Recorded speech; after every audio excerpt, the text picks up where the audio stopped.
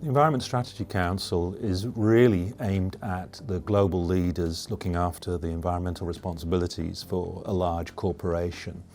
And what it's really aimed at is looking at environmental operations in the fullest sense. So we're talking about what can happen within manufacturing sites, what can happen as it links to current issues like sustainability, waste and circularity, and even emerging trends such as biodiversity and water and nature and strategies in that regard.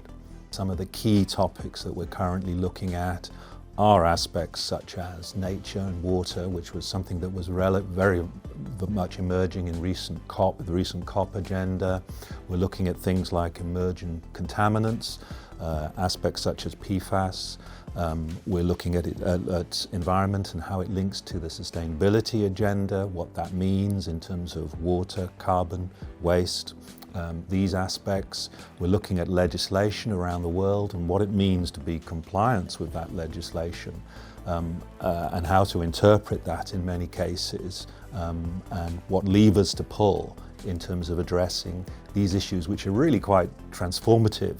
And a lot of big organisations are having to think about the roadmaps that they're putting together in that regard. One of the big advantages of the Council is that you have a lot of peers who are thinking of these topics and sharing how they're going about. So sharing the good practice, sharing the challenges, and looking at ways and common ways at which to try and tackle some of these hot topics.